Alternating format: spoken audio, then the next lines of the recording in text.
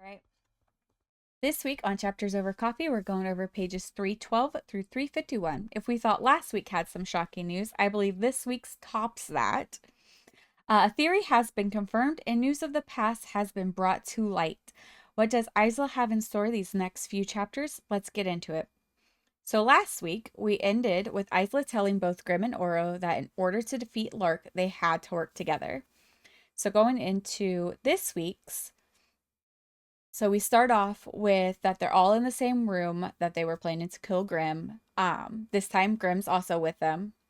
So it's just Oro, Enya, Cal. Zed is still currently imprisoned.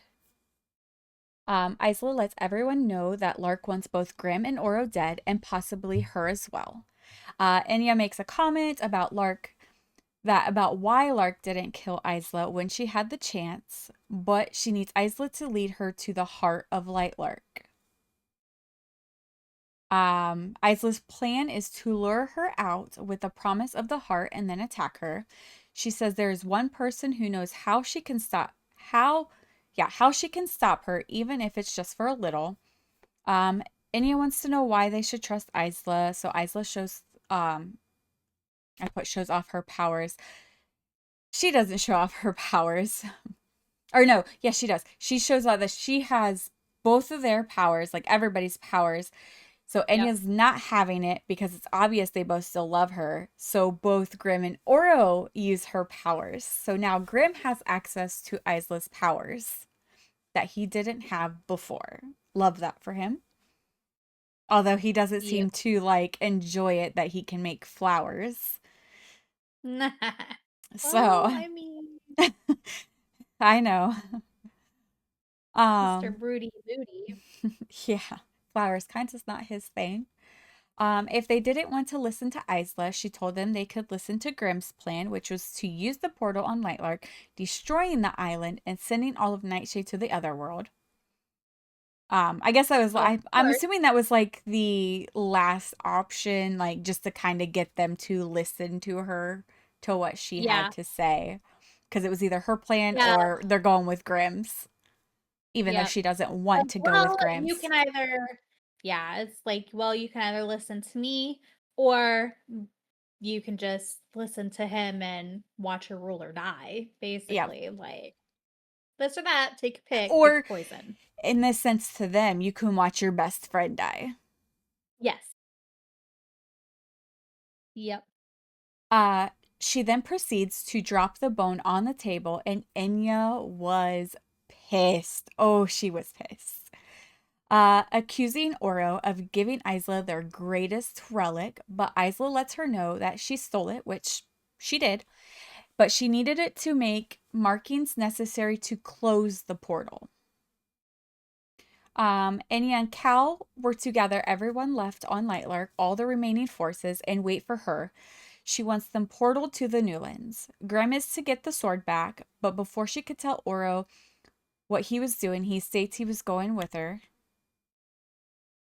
Grim was not happy about this at all, Mhm. which I do believe Oro made a comment about like being tricked. Or was that the last chapters? Was that the last chapters or was this one? Might be this one. It was one of them. But Grim leaves. He's back pretty quick. But he has news that the sword was gone. The sword, the pile of relics, and even the dragon was gone. So the thief must have moved it. Uh, Which makes so sense. I mean, because it was already stolen once why? Yep. and then it's back. Like it reappears. Yeah. Um, Aura's play now included Zed. Um, so they go down to where he's being held. Zed joked around about Oro bringing him Isla as a cellmate, but Oro tells him that she's his ticket out of there. But to Zed's credit, he states that they both know he could have left if he wanted to, and then he proves it. He blows out the back wall. So he could have left. He just kind of or he told Oro he seemed upset, so he just stayed put. And to which Isla said that he was perfect for this. Zed knew one thief that was better than him and said that he was able to find anyone. So she let him know that she wants him to go find this thief. He assumed that she was going to be the one portaling them, but she lets him know that she was not the one going with him, that Grim was.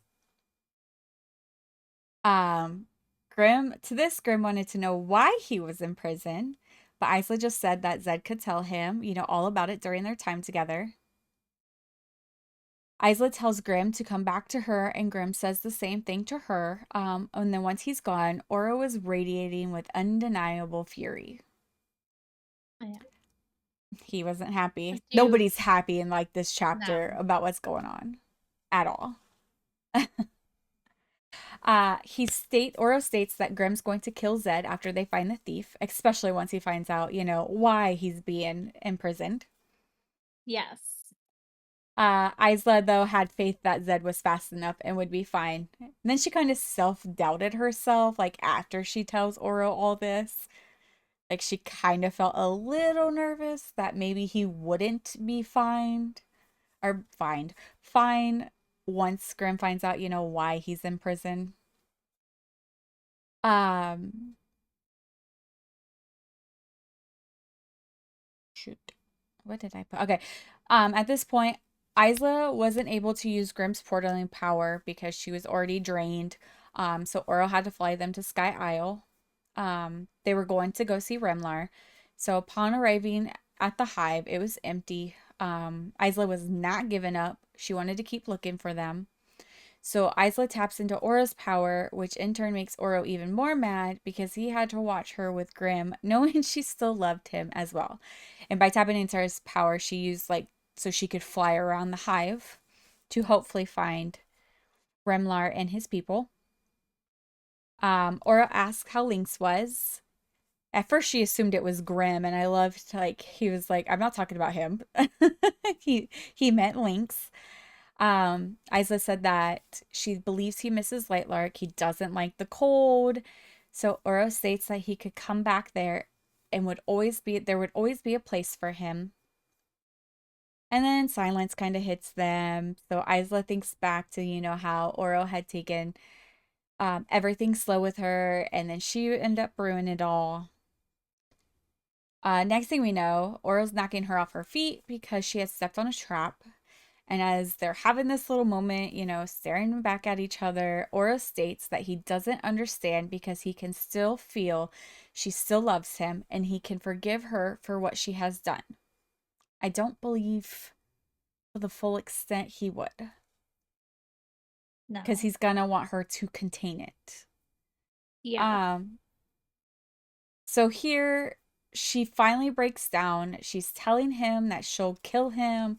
Um, she finally tells him about her visit to the oracles, the morning of the battle.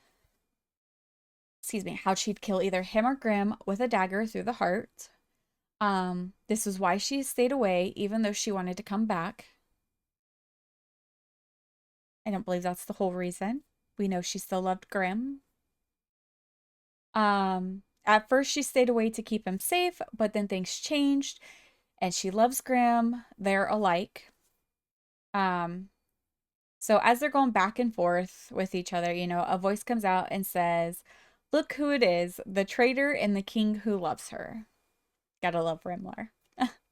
Oh yeah. We learned that Remlar was one of the few that was not used to feed the land. So we get a little bit about his past. He was useful to them back then. In the other world, there were gods that ruled them. And then so Isla's gonna lets Remlar know, that she wants to lure Lark out and injure her even if for only a few hours. He states that Lark is many steps ahead and that there is a metal that would leech her powers, which Shade made, I'm assuming, is what we all know. So, but Isla knows that she's not going to fall for that same trick again that Cronin had done to her. So they would need a curse bound to something powerful. I put cure. Why did I put cure?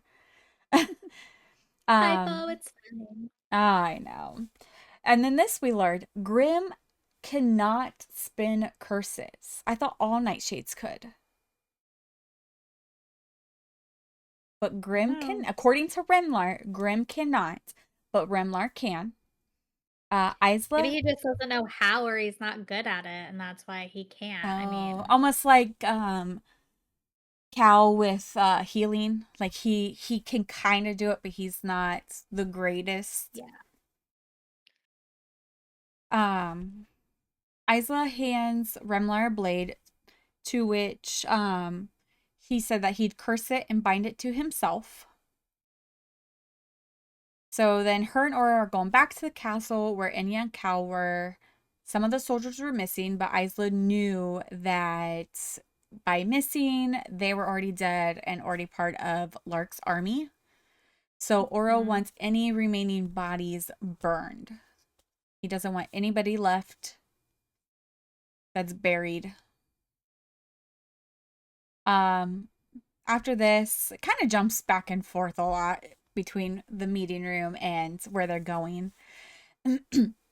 Isla wanted to see something, and Ora stated that he was going with her. So she goes to the vault where she learned the door was made of shade made.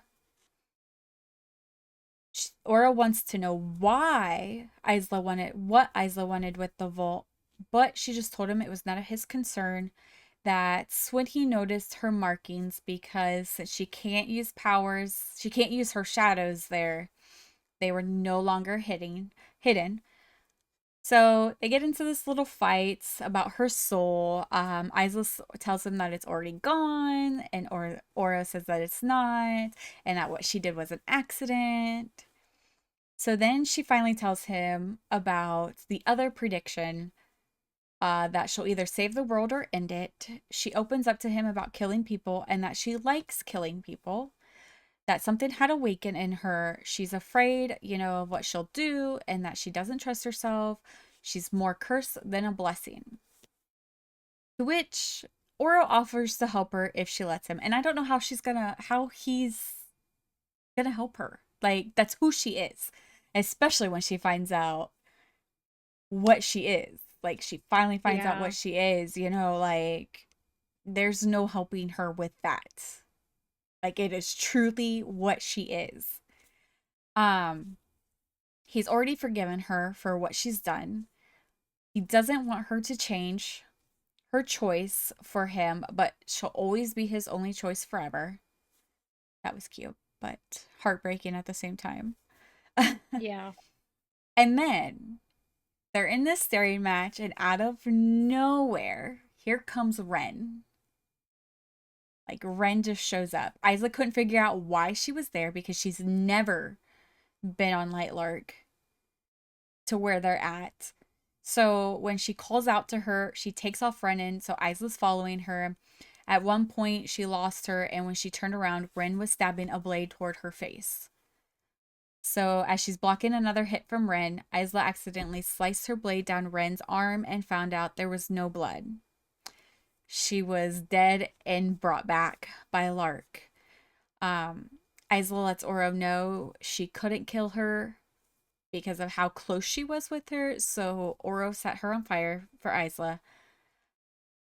And then, so here, Isla then puts two and two together that Lark has the star stick, and that's how she got to the island quickly because she left the star stick with Ren. And we learn later on that Ren got everybody out, but went back and stayed behind. So something happened to her in that time frame. Um,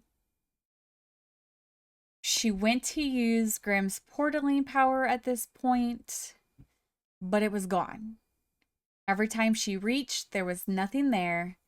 So she starts getting emotional. She's panicking. She lets Oro know that she can't feel him, but Oro lets her know, that Grimm is too hard to kill and that his powers may just be blocked. Like, he's trying to reassure her.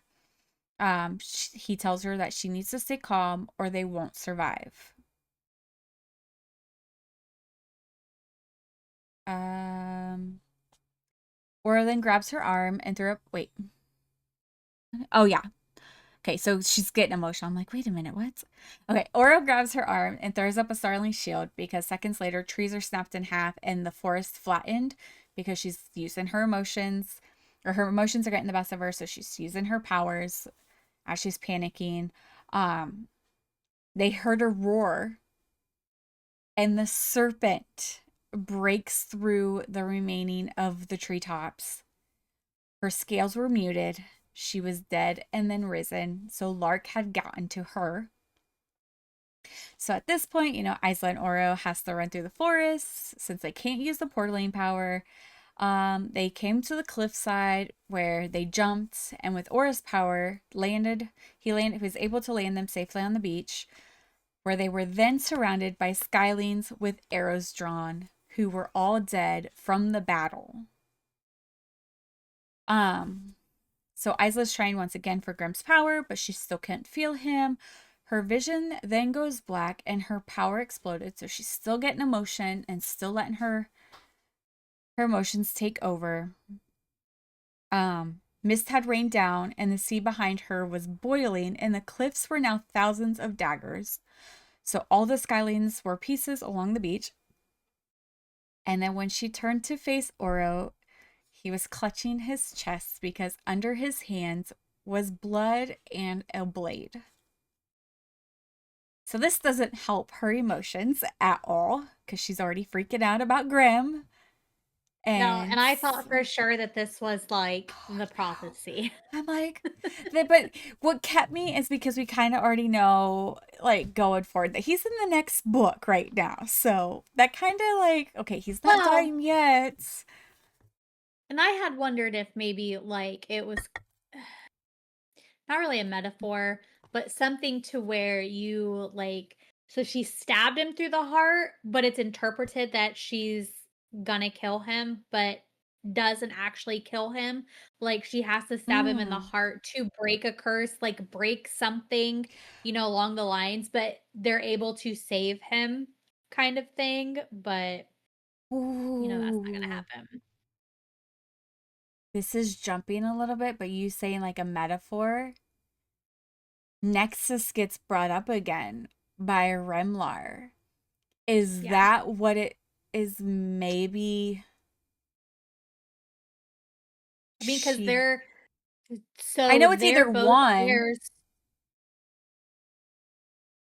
but yeah, but because like, Remlar states who he would pick.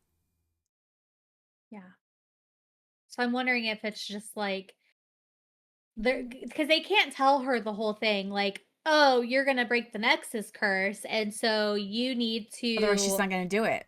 stab one of them. Yeah. So it's kind of like we're gonna give you a riddle and you're gonna stab one of them. So fucking take your pick your poison, whatever. Like, It kind of makes sense. It kind of makes sense. so I don't know. Maybe it's something along those lines. That she's not actually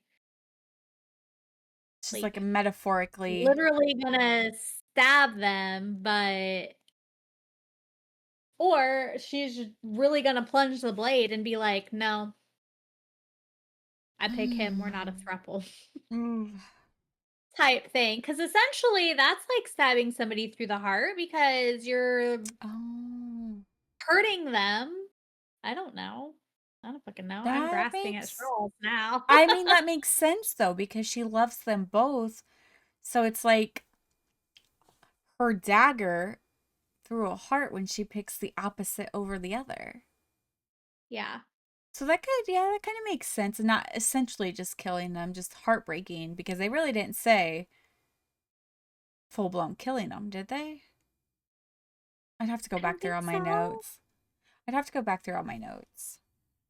I don't think so. I don't know. Maybe they did, and I'm just being hopeful. Although I did read this next chapter, It's Sacrifice. I'm like, no.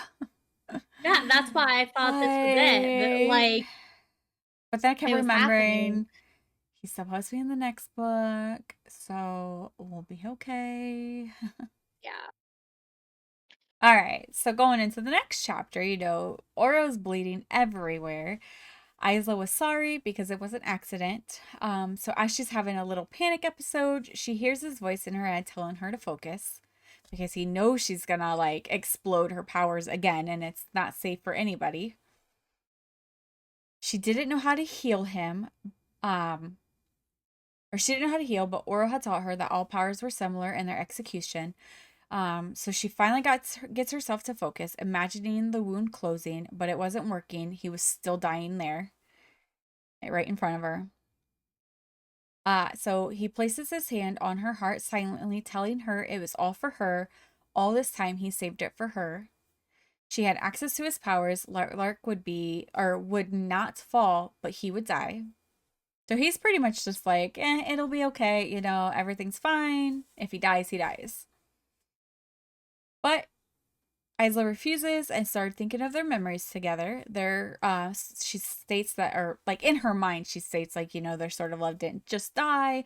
The bridge between them was like the Everflame. So as she's healing him, she apologizes and said that she was a monster, but Oro told her that he loved her. She's not having any of it, telling him that he should hate her, that she'll kill him if he lets her. But Oro just tells her that he'll never hate her. Um, okay, so like this next part, I kind of took him making light of the situation because he brings up about that if he dies, it would fulfill the prophecy, but it has to be her blade through his heart. So again, he jokes and says this death won't do it. It'll be all for nothing. So to me, that kind of like him trying to make light of the whole situation to make her not Yeah. like totally feel wrong. Um, to me, they kind of have like a heart to heart during this moment because she tells him that she can't die or he can't die because she doesn't know if she'll be happy, but he can see that she loves Graham. So she opens up to him more about her heart being halved into two, that she could never not love him. And then Oro states that even if she was with him, that she'd still love Grim as well. So if she was with Oro, she was with Grim, or she'd love Grim as well. And I thought this next one, I'm going to quote this because I thought this was very important because he states that he doesn't care. Okay, hold on. Let me read it word for word so it makes sense better. He says, I don't care what anyone thinks I deserve. His breathing was labored. The pain of the injury seemed to be catching up with him. I want you. I still want you. Even though you're a traitor, I still want you. Even though you're my enemy, I still want you. Even though you might kill me, I want you. I want you. I want you. And it is the most selfish thing I have ever felt. And then his eyes close. So he's like getting unconscious right now. So this causes her to scream, call out for help. She's pulling on the necklace. Finally, Grim and Zed show up. Um, we find out that she couldn't feel Grim because they were imprisoned. He didn't state how they were imprisoned fully, like why his powers weren't working, or why she couldn't really fully feel him. Grim notices Oro fading behind her, and Isla could see in Grim's eyes on his face that he wanted him to die. Like he's just like, okay, let's probably like thinking, let's go. Um, but Isla tells Grim to save him, so he portals them back to the castle. Isla finds some healing elixir that they had left to help fully heal Oro. And then, excuse me, Enya comes in, pinning Isla to the wall, telling her that it was her fault. Um, Grim wanted to kill Enya right then and there, but knew Isla would not want that. So Isla states that she wants everything to end now with Lark. She gives orders to Grim to make sure that Oro recovers and then has him portal her to Rimlar. So while Rimlar finishes the curse, Isla asks him if one had to die, meaning Grim or Oro, who would he choose? I guess I had another quote in here. Oh, now I see where my quote's at. Okay. So this was actually pretty interesting. But we find out that Remlar would choose Oro. And he wanted to tell her story. So in his story, it says there was once a world with three gods, one that ruled the skies, one that ruled the dirt, and one that ruled the great below. All three stuck to their dominions and lived in harmony until the sky believed it was more important. I have stars, the sky said. I have clouds. I have the sun. I have lightning. It decided it needed to be more powerful, and so it grew and grew until it ruled over both the dirt and below. It had children, and those children decided they needed to rule. Other children were born from the sky, but also the dirt and the below. The sky's original children decided they didn't like sharing power, so they kept all their power to themselves. Anyone not in their family that had power was put to death.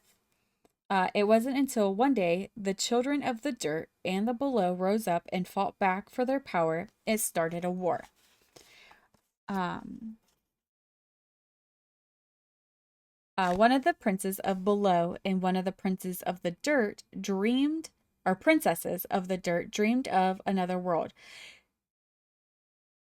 Is this a Cronin and the dirt That's would how I took it. be Lark and the below is Cronin because they fell in love or they dreamed of another world where everyone would have power, not just the ruling line. So to me, they wanted to get out from underneath the gods that ruled them. They wanted to be the powerful ones. Mhm. Okay, so where everyone would have power, not just the ruling line, they recruited a prince of the sky, and together they lured their people to a new future.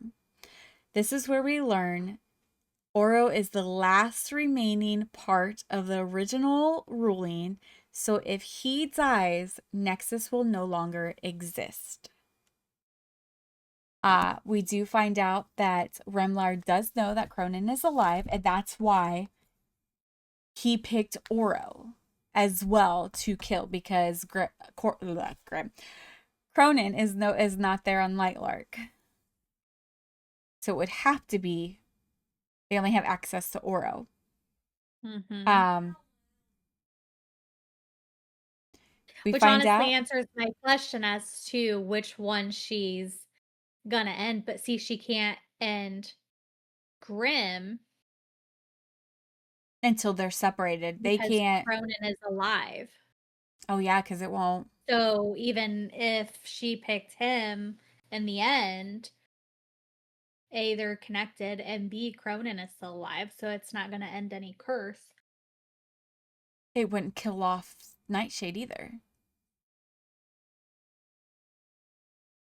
Um, Isla is the last one living who is of the sky, the dirt, and the below.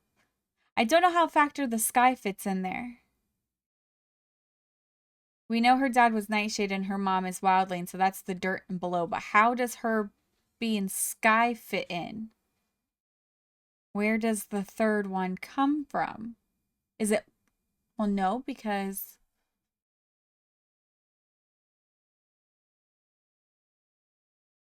I don't, I Well, don't if you know where think the back to the sky, original gods, if you think back to the original gods, one that ruled the skies, one that ruled the dirt, and one that ruled the great below. But then they started having babies and babies. So maybe, I don't fucking know. that's why I don't see how the sky fits in for her. I'm a little confused on that because we already can figure out dirt and below. Dirt and below fits. But if one was sky, well, I guess sky would be sunling too, and not just the skylings. Yeah, I don't know. It's a little confusing. Not gonna lie. I need to know why the sky fits in with her. If she's all three. Yeah. There's something that we don't know yet, I believe. And I wonder, is it to do with the island? Maybe. I Because we definitely don't we don't don't think know that we're done with it. we can't be done with it if like it's just being brought in. I don't believe we're done with that island. Okay, so we need to figure out what the whole sky is. Okay, but he states that she's the last living of the three and can bring gods to their knees. Um, so we know that the heart had helped her keep her alive, but we learn that its powers were stolen from the other world. Now lives in Isla. So maybe the heart, is it because of the heart helped her? I don't know. Maybe that's what that is, and I never just didn't let it click that it's from the heart. Because the heart's made of all three, right? Oh, maybe. Unless maybe we'll get more backstory. I don't know. Okay, so maybe we can put that it's a possible that she's of sky because of the heart. But it only states in Remlar's story that two of them wanted to make the island. So how did Two Horus of the come in? kids. Okay, but we would have Horus, Maybe they Conan, needed and a Lark. third one. So how Maybe would they didn't he? have enough power between the two of them, and Maybe he's a friend of theirs. Maybe was he a friend of them? And they just kind of like let him join? maybe. Hmm. Now it's got me questioning things. I question it when I read it out loud, but I don't question it like as I'm writing it. Okay, because then Rimlar states, that no one can be sure how it'll manifest. He tells her that she'll need great power, and all Isla says was, "They'll never forgive me." So, what does she have to do that they won't forgive her? Is it either going to the other world, and this is jumping to the last chapter that I will cover? She tells Azul, or they bring up the storm that ends all storms. So, is it going through the portal? Is it killing Oro? Or is it going to be the storm? I don't know. Those are my three guesses that she has to do.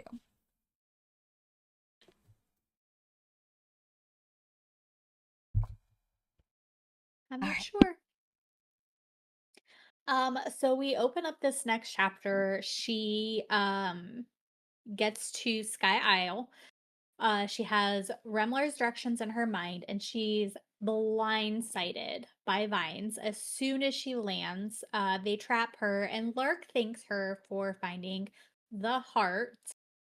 So Isla drops it into her hand, and then she um unleashes her power, breaking the vines that are holding her.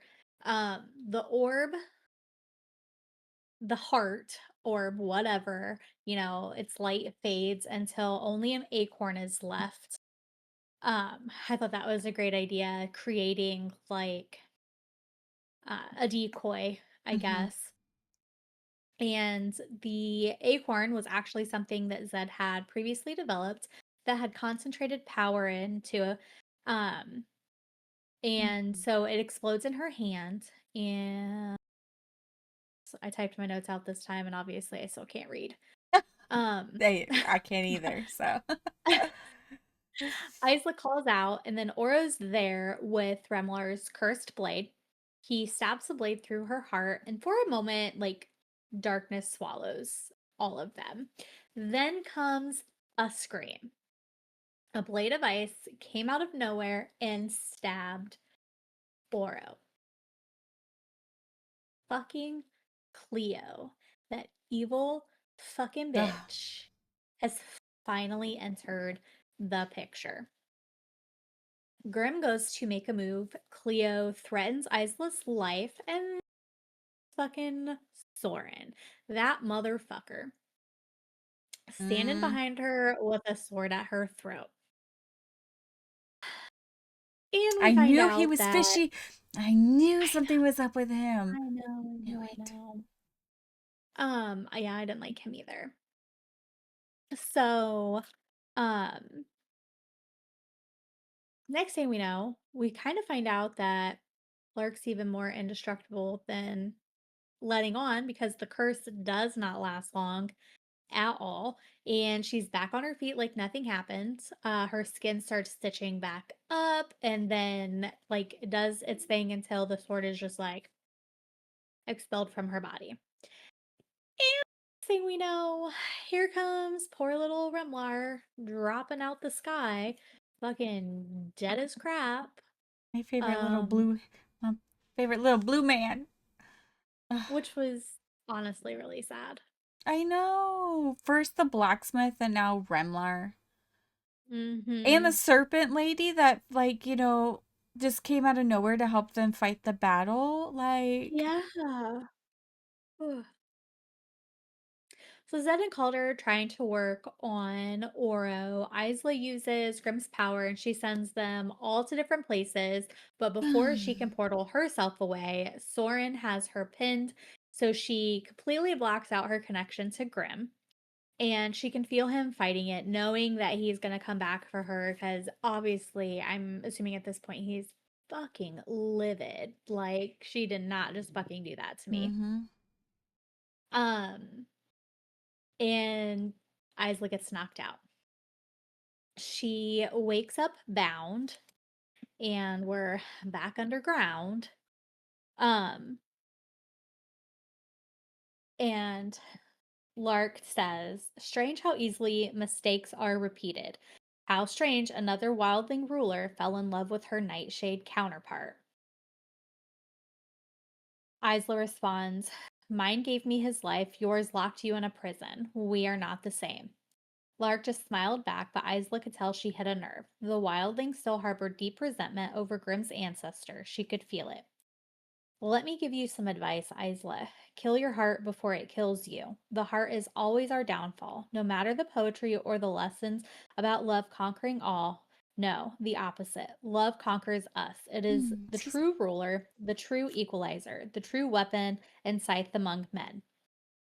That at least was true. Isla knew it. Love had made her do the worst thing she'd ever done in her life, but it had also made her strong enough to do the best. "We could have been allies in another life. You know what it's like to be locked away, to be betrayed by those you love. Perhaps time will be what you need, just like me." And then Isla realizes that she is actually bound by the fucking bracelets that Lark had um, obviously found them when she showed up Mm. after Isla had taken out the blacksmith and taken them to use against her. So that's cool. That was great. Which honestly kind of pissed me off because I'm like, why the fuck didn't you just like make sure you took them and put them somewhere? Like, why just leave them out there when somebody can use them against you? Um, Right? so at this point, Isla is trying to escape. Her wrists are raw from tugging. She's hoping that Lark hasn't found the others, and she was regretting having the bracelets made as she thinks that Lark is the only one that can currently remove them. Mm. And she briefly thought of, again, the blacksmith's words, "You've always had everything you needed." That constantly comes back to her. It seems as if a day had passed before one of the undead soldiers had appeared, forcing her to eat and drink. And she notices that the soldiers are like alive, reanimated, whatever, but they're not whole. They're not a complete person, which means that Lark is weaker there in that world. And then she begins to wonder, like, what what was promised to Cleo? Like what made her kind of want to work with her? In what way? Like we know that Leo knows about the other world, that it can bring life, but does she know that it's possible that it's not like true life? I think. I believe that Lark is using her son. I can get you your son back, but it's gonna be It's like gonna be these like soldiers. Pet Cemetery. It's gonna be like Pet Never Cemetery seen shit. it, so but it's gonna Oh my be gosh. it's gonna be like these soldiers. They're gonna be alive, but they're gonna be lifeless, no emotions, no, they're just there. Yeah. Yep. Skin And I bag. believe I believe that's probably what she was promised. Yep. Hey, you help me, I can give you everything that you want, because her goal is to get back to the other world. Lark's goal is to. Yeah. So you help me here, I'll take you with me. Yep. It's definitely a good thing to use against her, knowing like her innermost desires to see her baby again. And that's a vulnerable subject for her. Like, she's going to take it. Yeah. Um, she also wonders if Grim and Oro are actually safe, if she's actually found them already, and immediately thinks about her necklace. But after several attempts, she even like fought with one of the undead guards and everything, and she was not able to fucking get it. And the fact that she bit his fucking Oh, hand and it was just like oh, crumbly dirt. Ugh. yeah. But it didn't phase Uh, them. It didn't phase them at all. no. I think that's when she kind of put two and two together that like they're not they're not complete, like he had no reaction to it. He's not actually like a whole person being undead. Um so at this point a week has pretty much passed by. There's only a few more days till the end of this storm season, which means there's only a few more days till when the augur had told her that her body would perish. And she's thinking that maybe Lark would find a way to keep her alive, perhaps, turning her into some sort of monster, making her an undead person to be able to use her to do, something. So then Farrar, the blacksmith, words echo into her head everything she needed. She went over his words, his history, the events of her life. She thought of the prophet followers believing she was the curse born of life and death, that she would either or would save it. They had believed that killing her would, or that her killing them would give them a gift, which didn't make sense unless they thought by killing them she would be taking something. And she thought of the thrill in killing Tynan, this in the surge of every death after that, how it was satiating the beast within her. Something dark had formed as her powers developed, starting with using blood and pain as power on Lightlark, and then on Nightshade it was killing for power. She bumped up to the Skyers. Like something in her was always taking and always getting stronger. Almost like another power completely, which fucking impossible. She had her father's flare already. She couldn't have another one. Not unless she was born with her, or she wasn't born with her father's flare, but she had taken her father's flare. She thinks of Tara's words, "We did not kill your powers," and how she had dismissed them, but then she had used Oro's flare to, determine that they were telling the truth. She had killed her parents, she killed Aurora, and she had killed so many others since that, and it had all made her stronger. She took. So, now that we know this, and this just came to my mind, did she take Aurora's flare? Aurora could She change must appearances. have. She had to have. She takes, unless it's not specific. Like she takes something from them, but maybe doesn't take everything from them. I Maybe don't just know. some things enhance. Maybe. Then again, for Aurora, maybe it was the starling, to keep the starlings. Well, not so much her flare, but taking a starling power to keep the Oh, yeah. starlings alive. Maybe that's what Yeah, she took from Aurora. that's possible. But she had taken the power of every person that she had killed. She fed on death. She realized she had killed the blacksmith, and dun dun dun, she had everything she fucking needed.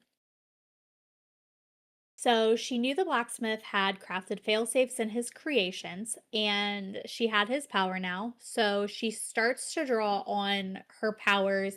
She filters it through the Skyer, and she just fucking unleashes it. Just lets it go. The world breaks open around her, the ground parted, tearing through endless layers of dirt and rock until the light rained upon her. And she stood down a mile down in the center of a new crater. Bracelets or twisted scraps at her feet. Lark would wish she had buried her deeper. I know. Fucking get it. Fucking get it, girl. I know. I know. My girl. I know. Shit's like getting good. And we only have 5 chapters left. 5. I And know. then we And have to this wait. chapter made me sad. I know. All right. So going in, she's leaving the underground. She goes straight for Tara and Poppy. Poppy was concerned and wanted to take care of the wrists before they get infected because her wrists were so bad from the shackles and the bracelets. Um, she does tell them that they explained to her about Ren. Ren got them to safety, but Ren went back. So Isla had to let them know that Ren was now dead. And then Isla needed to confirm that she had been the one to kill her parents. So they let her know that it was her first cry. She brought the castle down and her parents were killed instantly. Only she remained because Lynx had shielded her. Lynx was there during the whole thing for it. She was born with too much power. So she was born what like Cinder. Cinder was born with too much power. Yeah. She was one of those once in a lifetime type of um powerful people and That anybody would do to get to. yeah. Tara and Poppy ensured Isla had no power using a metal that was passed down for generations that was rumored to suppress power. So, Shade Maid is what kind of came to my mind. They didn't outright say it, Yeah. but I'm assuming it was Shade Maid. They would ground it up in her food, lace it in her clothes and her weapons, and then they convinced her that she was born powerless so that way she never tried to attempt to use it. Isla does warn them that things were going to get bad and that Grim would come for them if she did not. Then she goes to Sky Isle, where Remlar's body was still in the center. She grieves her loss of her friend before portaling them to the hive. His body was then carried between all of his people, and one by one they plucked one of their feathers, laying it on them. I read this and for some reason I'm like, big bird but blue. I didn't realize they had feathers. Yeah, I didn't either. Well, their wings. Maybe their wings had the So, feathers. big bird but blue? Sure. But they plucked their feathers, laying it on him. Isla was the last and told him their their last secret that she was sorry and that she was going to do everything he taught her. Um, then she goes to her father's estate where she pulls the necklace, and seconds later, Grim shows up on the back of Wraith. He's like kissing her and then he asks her what happened. So Isla tells him about the bracelets and being chained underground. Um, Grim wants to rip her limb from limb, have her heal herself just to do it all over again. And Isla wants to help him. We do learn that Astria had saw her. I don't like that Astria had seen this. This I don't like this part. Something's iffy to me, and I could be wrong because Astria saw her go underground and hadn't surfaced since. Grim believes that Rimlar's blade did not curse her, but was strong enough to weaken her. I just, I don't know. Something about that just keeps it iffy that Yeah. Astria had seen her. Um, so Isla then has Grim collect everyone while she goes and sees Azul. When she gets there, she lets him know that the storm to end all storms was happening tomorrow because she was making it. And this makes me believe one of the things that they're not going to, like, they're going to be mad at her. They're not going to forgive her for this. Yeah. That could be it. She's going to destroy something. I don't know. Well, we'll I find don't out. like I don't like where it's going. I don't Something either. gonna leave on a big cliffhanger, and then we have to wait till December, and somebody's gonna die. I'm not ready. Totally not ready at all. But you were correct about her killing her parents, so that theory was confirmed. And then I got correct that emotions, something that it had to do with like her emotions. And that they did something to suppress her powers. Yep. So we kind of went on the right track. We didn't fail ourselves this time on coming up with wrong theories this time around. We actually did pretty good.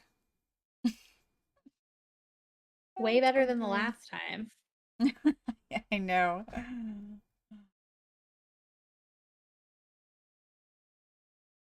All right. Thank you for watching or listening to Chapters Over Coffee. Join us next week where we finish up the last 5 chapters of Skyshade. And we're in for it. I believe we're going to be in for it. And then after Skyshade, we are going to start our next series with Quicksilver.